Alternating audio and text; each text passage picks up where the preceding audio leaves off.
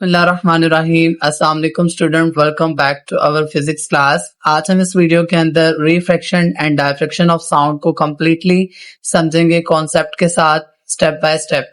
तो अगर चैनल पे नहीं है तो चैनल को सब्सक्राइब कर लें, बेल आइकन पर क्लिक कर लें ताकि आने वाली तमाम एजुकेशनल वीडियो का नोटिफिकेशन आपको मिल सके। तो चलें शुरू करते हैं। हम इस लेक्चर के अंदर जो है जितने भी इंपॉर्टेंट शॉर्ट क्वेश्चंस होंगे according to the Punjab board, वो तमाम हम इसके अंदर वीडियो के अंदर कंप्लीट करेंगे। तो सबसे पहले आप क्वेश्चन लिख लें, what is refraction of sound. तो ये क्वेश्चन लिखने के बाद क्वेश्चन नंबर 1 का आंसर आपने यहां से यहां तक लगा लेना है। ये जो येलो वाला बॉक्स है ना, ये पूरा इसका आंसर है। तो अब हम समझते हैं कि हमारे पास ये रिफ्रैक्शन ऑफ साउंड क्या होता है। स्टूडेंट, जब साउंड वेव एक मीडियम से दूसरे मीडियम में या सेम मीडियम के डिफरेंट टेम्परेचर या डेंसिटी वाले रीजन में ट्रेवल करती है तो उसकी स्पीड चेंज हो जाती है, और स्पीड चेंज होने की वजह से साउंड वेव अपनी डायरेक्शन भी चेंज कर लेती है, और इसी प्रोसेस को हम कहते हैं रिफ्रैक्शन ऑफ साउंड। ठीक है, तो यहाँ पे डेफिनेशन देखें। रिफ्रैक्शन अकर होता है when sound wave changes direction due to the variation in the medium properties. के साउंड वेव पैदा होती हैं कब? जब डायरेक्शन चेंज होती है और जब मीडियम की प्रॉपर्टीज की वजह से। मतलब ये कि अगर मीडियम में जो डेंसिटी है, टेम्परेचर चेंज हो रहा है, डेंसिटी चेंज हो रही है, ये इनकी प्रॉपर्टीज, इन प्रॉपर्टीज की वजह से क्या होता है कि रिफ्रैक्शन अकर होता है। और कहता है this change occur because the speed of sound differ in various medium. इस चेंजेस की वजह से हम कहते हैं कि हमारे पास डिफरेंट साउंड जो है वो डिफरेंट मीडियम के अंदर डिफरेंट तरह से जो है वो अपनी स्पीड को रखता है। ठीक है, हर मीडियम के अंदर डिफरेंट किस्म की जो है वो हमारे पास साउंड होती है और डिफरेंट किस्म की जो है वो उसमें स्पीड होती है उसकी। तो इसीलिए हम कहते हैं मीडियम के अंदर, हर डिफरेंट मीडियम के अंदर डिफरेंट साउंड मौजूद होता है। ठीक है, तो आपको होपफुली अब ये समझ आ गया होगा। आपने यहां से यहां तक इसका आंसर लगा लेना है। यहीं पर मैंने क्वेश्चन 2 भी लिखा हुआ है, Why does refraction of sound occur? कि हमारे पास जो रिफ्रैक्शन है वो किस तरह अकर होता है।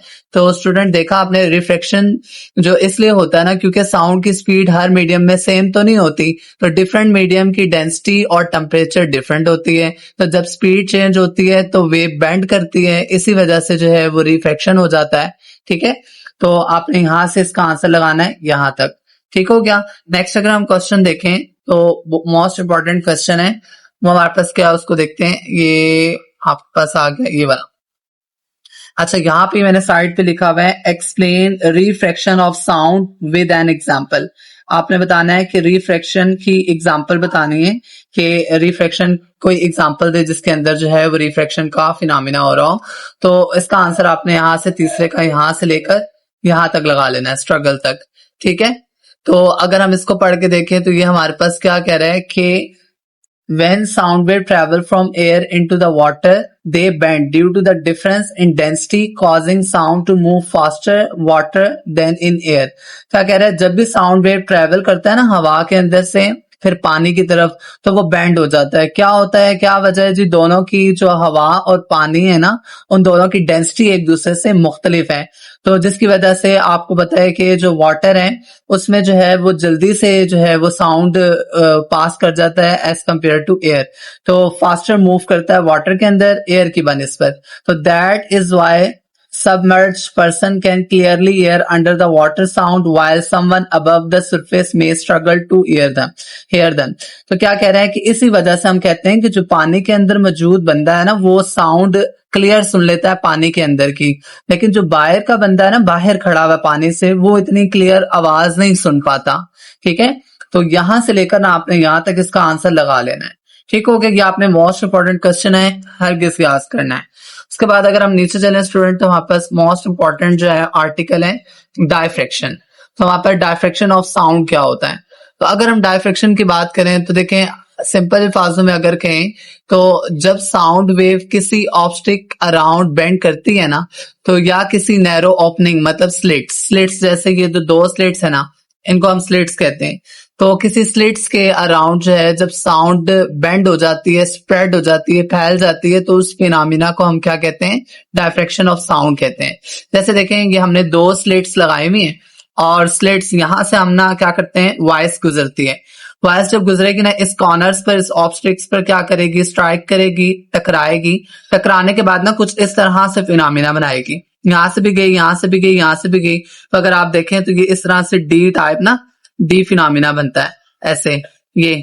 तो ये जो डी बन रहा है ना, इसी को हम डायफ्रैक्शन कहते हैं। स्प्रेड हो जाती है, फैल जाती है, ठीक है। जो आपके पास साउंड होती है ना, वो फैल जाती है जब किसी स्लिट्स के दरमियान से गुजरती है। तो यहां से देखें, diffraction occur when some sound waves bend around the obstacles or spread out after passing through the narrow slits। ठीक है, डायफ्रैक्शन कब अकर होता है, जब साउंड वेव बेंड हो जाए किसके, अराउंड ऑब्स्टिक के, उसके अलावा और या तो पास कर जाए किसी नैरो स्लिट्स। नैरो स्लिट्स ये हो गई, ठीक हो गया। This property allow sound to be heard even when the source is not directed view. ठीक है, इसी वजह से हम, अगर एक बंदा है ना कि वो सुन नहीं पा रहा, मतलब एक बंदा है दीवार के पीछे और आप जो है उसको देख नहीं पा रहे पर उसकी आवाज आप सुन पा रहे हैं, तो वो किस वजह से, वो डायफ्रैक्शन की वजह से। ठीक है, तो वो यहाँ यही कह रहा है कि आप उसको व्यू नहीं कर पा रहे, देख नहीं पा रहे, लेकिन आप उसको सुन रहे हैं, तो वो फिनोमिना क्या है, डायफ्रैक्शन का है। क्लियर होगी बात। उसके अलावा अगर हम देखें, नीचे एक एग्जांपल दी हुई है डायफ्रैक्शन की, वो देखें कि हमारे पास यहाँ लिखा हुआ है, if someone is speaking from behind a wall his voice can still be heard because the sound wave bent around the barrier। यहाँ पर वो ये बताना चाह रहा है कि हमारे पास देखें, सपोज करें कि एक पर्सन है जो वॉल के पीछे खड़ा है, अब उसको देख तो नहीं सकते लेकिन उसकी आवाज सुन सकते हैं ना, क्यों, क्योंकि साउंड वेव वॉल जो दीवार होती है ना, दीवार के अराउंड बेंड कर जाती है। ठीक है, और इसी तरह इस बेंड करने की वजह से हम उसे डायफ्रैक्शन कहते हैं, और डायफ्रैक्शन की वजह से हमें उसकी आवाज सुनाई दे रही होती है। यहाँ पे आपने एक क्वेश्चन लिखना है, right any one example of diffraction. तो मैंने यहां से आंसर लगाया है, similarly sound can travel through, यहां से नेक्स्ट पेज पर आते हैं, N open doorway and spread into the room, allowing people inside hear noise from the outside even they cannot see the source।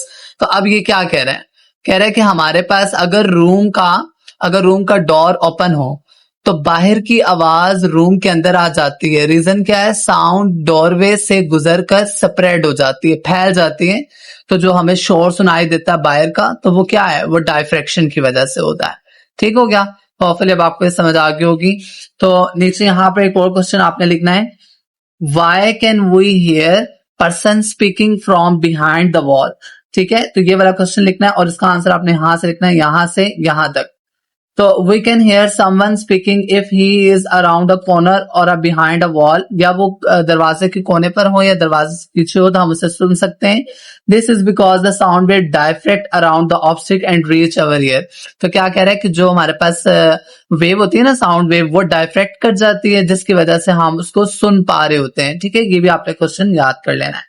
तो यहाँ पर हमारे पास जो है वो क्वेश्चन नंबर जो है वो 1 का आंसर यहाँ से आते बनता है। और क्वेश्चन नंबर 4 मैंने आपको बता दिया है, यहाँ पर हमारे पास और तो कुछ नहीं है। यहाँ पर हमारे पास ये जो आपके पास नजर आ रही है ना, ये डायफ्रैक्शन की डेफिनेशन लिखी हुई है, तो आपने इसको डायफ्रैक्शन की डेफिनेशन यहाँ से याद कर लेनी है। Diffraction is the bending of sound wave around the obstacle और through slits. It allows sound to spread out and to be heard even when the source is not directly visible. आपको पीछे चौथा आंसर लगवाया मैंने, जैसे ये मैं आपको दिखा भी देता हूँ ताकि आपकी कंफ्यूजन दूर हो जाए।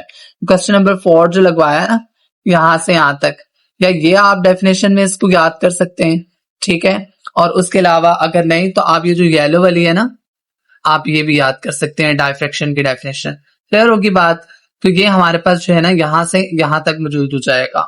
तो अगर इसमें कोई मसला हुआ तो आप इससे पूछ लें। ठीक, तो यहाँ पर जो है वो कंप्लीट हो जाता है लेक्चर। तो कोई भी मसला हुआ तो आप मुझसे कमेंट में पूछ सकते हैं। चैनल पे नए हैं तो चैनल को सब्सक्राइब कर दें। Thanks for watching my videos, please subscribe my channel. Thank you so much. Allah Hafiz.